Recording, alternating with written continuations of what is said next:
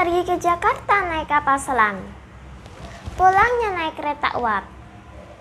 Kalau saya memberi salam, jangan lupa hadirin jawab. Assalamualaikum warahmatullahi wabarakatuh.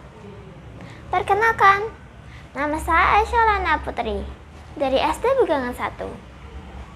Alhamdulillah, di pagi yang cerah ini, marilah kita panjatkan syukur kita kehadiran Ilahi Rabbi, yang mana dengan rahmatnya kita masih diberi kesehatan dan kesempatan untuk terus menebar kebaikan.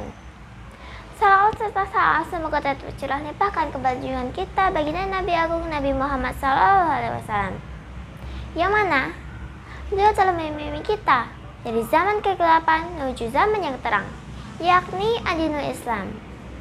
Dewan juri yang saya hormati, Ibu Bapak Guru yang begitu teladan mendidik kami, alangkah beruntungnya saya bisa berdiri di depan sini. Ibu Bapak, sudahkah kita bersedekah hari ini? Sedekah itu ringan Bapak Ibu, karena sedekah tidak hanya berupa memberikan harta benda, tapi bisa juga dengan amal kebaikan. Bahkan senyuman kita yang manis juga bernilai sedekah di sisi Allah Subhanahu wa Ta'ala. Rasulullah SAW bersabda, yang artinya, sesungguhnya sedekah benar-benar memadamkan kemurkaan Rabb dan mencegah kematian su'ul khatimah. Nauzubillahi min dzalik. Hadis riwayat At-Tirmidzi. Ibu Bapak, saya ada cerita ini tentang pencuri merpati yang selamat dari bahaya berkat sedekah. Cerita ini terjadi pada masa Nabi Sulaiman alaihissalam. Jadi, pada zaman Nabi Sulaiman alaihissalam, hidup seorang laki-laki yang mempunyai pohon besar di samping rumahnya. Di atas pohon tersebut, terdapat sarang burung yang berisi beberapa anak merpati. Kemudian, istri dari laki-laki itu menyuruhnya untuk memanjat pohon besar itu dan mengambil beberapa anak merpati untuk dijadikan makanan bagi anak-anak mereka. Laki-laki itu pun lantas melakukannya. Selepas kejadian itu, induk merpati menghadap baginda Nabi Sulaiman alaihissalam dan mengadukan kejadian tersebut.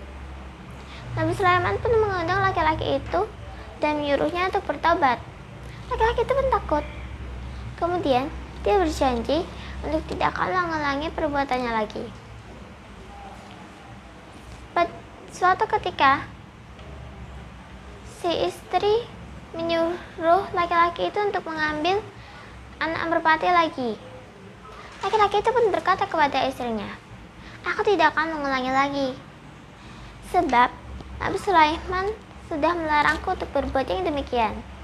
Istrinya pun menjawab, "Apakah kamu menyangka bahwa Nabi Sulaiman akan mempedulikan dirimu atau merpati itu, sementara dia sibuk dengan urusan kerajaannya?"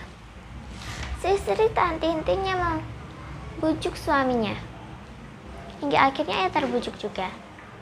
Seperti biasa, ia memanjat pohon besar itu dan mengambil anak merpati. Setelah itu, yang induk merpati pun mengadukan kejadian itu lagi. Nabi Sulaiman pun bertambah marah, kemudian menjadi marah. Kemudian ia mengutus dua setan. Yang satu berasal dari penjuru barat dan yang satunya lagi berasal dari penjuru timur. Nabi Sulaiman berkata kepada kedua setan itu, "Jagalah pohon besar itu." Dan ketika laki-laki itu mengulangi perbuatannya mengambil anak merpati itu lagi, raih kedua kakinya dan jatuhkan ia dari pohon itu. Kedua setan itu pun bergegas menjaga pohon itu. Ketika induk merpati beranak lagi, laki-laki itu segera memanjat pohon itu dan meletakkan kedua kakinya di atas pohon itu. Tiba-tiba, datang seorang pengemis mengetuk pintu rumahnya. Laki-laki itu pun menyuruh sang istrinya untuk memberikan sesuatu untuk pengemis itu. Istrinya pun berkata, "Aku tidak punya apa-apa." Laki-laki itu pun turun dari pohon dan mengambil segenggam makanan. Kemudian ia memberikannya kepada pengemis itu. Lalu ia memanjat pohon itu dan mengambil anak merpati lagi. Sang induk merpati pun mengadukan kejadian itu lagi. Setelah itu, Nabi Sulaiman pun jadi sangat marah. Ia pun memanggil kedua setan yang diberi tugas untuk menjaga pohon itu. Nabi Sulaiman berkata kepada kedua setan itu, "Kalian berdua telah mengkhianatiku. Lalu setan itu pun menjawab, kami sama sekali tidak mengkhianatimu. Hanya saja, ketika laki-laki itu tidak memanjat pohon, datang seorang pengemis mengetuk pintu rumahnya. Ia pun memberikan segenggam gandum kepada pengemis itu. Saat laki-laki itu hendak memanjat pohon, kami sudah berusaha untuk meraihnya. Tetapi, tiba-tiba Allah mengutus 2 malaikat. Salah satu dari mereka meraih leherku dan melemparku sampai ke tempat terbitnya matahari. Sedang yang lainnya meraih leher sahabatku dan melemparnya sampai ke tempat terbenamnya matahari. Nah, selesai sudah ceritanya.